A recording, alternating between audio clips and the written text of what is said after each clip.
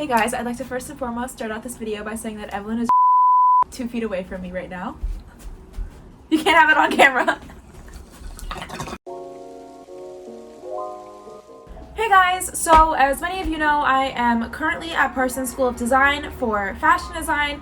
This year I am a junior. I know it's been a minute since I updated you, and actually before the school closed for the whole coronavirus situation, I did film like an updated junior year day in my life situation because I filmed one all the way back when I was a freshman, and I'm still getting DMs about it from y'all, which is great. Keep sending me them if you want your questions answered. I'm at Eva_Fawn on Instagram.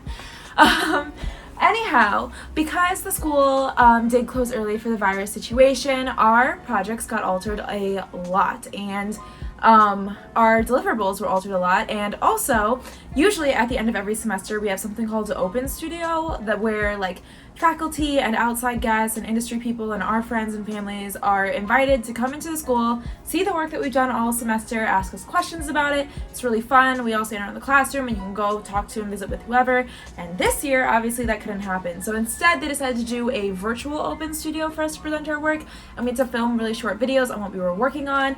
I figured that since I get a lot of questions about what projects were like, I'd go ahead and show you mine. Please note that a few things apply to this video. One, my collection was not done when it was filmed because it needed to be submitted before finals.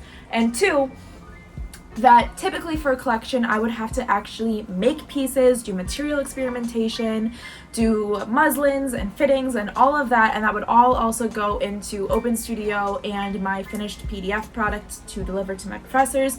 Unfortunately, because we were torn away from the school at midterm, I don't really have any of that for you due to lack of resources here in Minnesota. You can probably tell that I'm not in my apartment. It is raining outside, you know, the Midwest.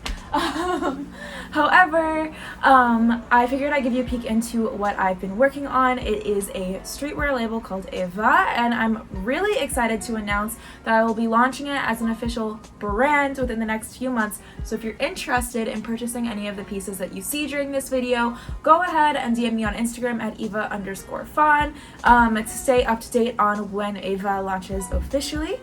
I also thought I would take a moment to just touch on how the school has been handling the COVID-19 situation, since I've gotten some questions on it. To be honest with you, I think I speak collectively for a lot of my friends in the fashion design program when I say that we've been really frustrated with how this has been handled, and that the school was, one, very slow in trying to figure out anything, and two, very non-communicative with the students in terms of what was going on, and made these decisions with very little input from the students in general.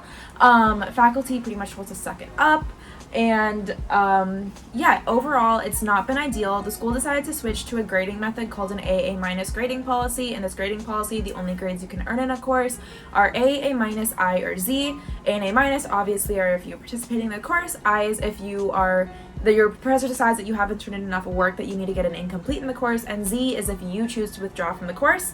A couple weeks after they announced that grading policy, we got an updated email that they decided to change the grading policy once again and take out the I and Z grades, so the only grades you can earn in the class are A or A-, and that is pretty much the only thing that the school has done right during all of this.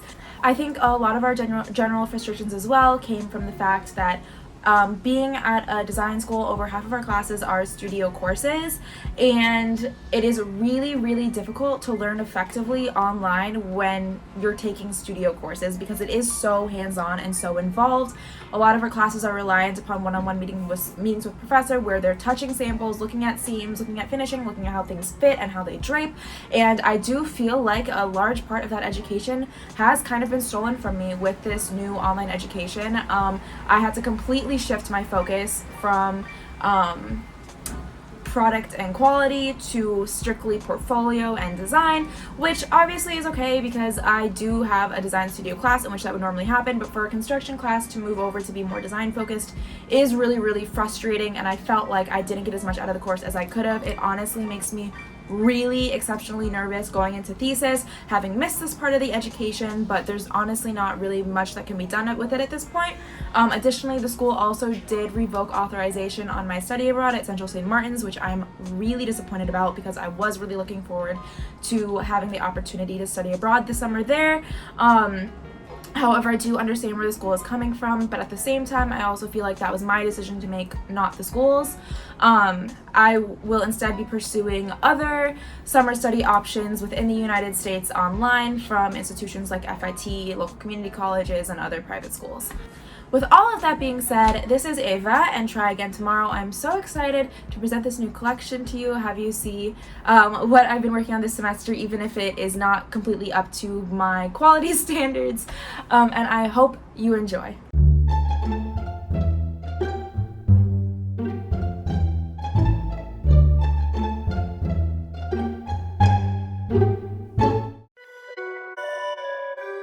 In a 2018 marketing research survey conducted by streetwear powerhouse Hypebeast, over 80% of respondents were male. Streetwear is a male-dominated side of the industry with an untapped female market. Hi there, my name is Eva Fawn. I'm a junior in the Parsons Fashion Design program, and this semester I've been working on a brand identity called Ava and a collection called Try Again Tomorrow. When I was beginning my user research, I realized that there was a gap in the streetwear market and that there were a lot of women who maybe would wear the big, beautiful ball gowns for events and like to dress up, but on their day-to-day, they were buying men's streetwear pieces and styling them in a very feminine way. You know, big oversized hoodies with over-the-knee boots and rhinestone chokers. And that these men's pieces that were kind of oversized didn't really have a women's equivalent in a really tangible way in the luxury space. Most of the luxury, like sneakerhead streetwear brands, were men's brands first and women's brands second. And it was important to me to create a brand and a collection that combined this current idea of women being able to dress in this edgy streetwear way with a feminine twist and create a clothing collection for those women that maybe allowed them to dress in that style without having to buy men's clothing and women's accessories and put them together. The brand I created was called Ava, and the collection is called Try Again Tomorrow. Try Again Tomorrow, it acknowledges the fact, and I think what a lot of us are going through, that you can have those lazy days and sometimes you have a day that things just don't go right, and you know what, you can try again tomorrow. So this is a collection for you to lounge in today when you're being lazy or you're having a bad day, or for you to look your best in tomorrow when you're going to try again. It takes classic streetwear pieces and classic lounge pieces and puts them into a new feminine light, using novelty materials such as brocades, embellishments, satins, and silks in track jackets, sweatpants, hoodies, hoodie dresses, and those classic lounge pieces we all love. And it was important to me, even with a more runway collection, to still make sure that for the average consumer it would be comfortable. So our brocade hoodie pullover is lined with sweatshirt fleece. A large part of streetwear is that logo lust, and you'll notice when looking at a streetwear labels lineup that almost every single piece has that logo printed somewhere on it. It was important to me to look into logo printing methods as well as the environmental ramifications of each of those methods in juxtaposition to the durability of the methods selected. Additionally, I knew that I wanted the potential with this brand to also possibly design unisex essentials, if not just straight up men's, and because of that I had to make sure that the logo was very gender neutral and was appealing to all audiences and not polarizing one way or another. There's an idea of exclusivity that comes with streetwear and drops, so when I was designing out this collection, I realized that in the luxury space, the runway collection is typically used to sell the perfume, while in the streetwear space, the runway collection is used to sell the essentials line, and the essentials line is usually basic, such as what I'm wearing now, with the brand's own twist at a really affordable price point. So in companion to the collection, I also designed out a line of seasonless essentials that would be able to be released any season in whatever the season's colorways are and would be stocked all the time in both black and white. And with these essentials, it was important for me to find a way to still incorporate some of the feminine details that were in the runway collection, but also to provide pieces that were basics, comfortable pieces you wanted to wear all the time, every day, really high quality materials and knits, nothing cheap feeling or too activewear feeling, and also pieces that were special enough on their own, but also weren't so unique that it was the type of thing that your friend would notice if you bought it in another color the next season.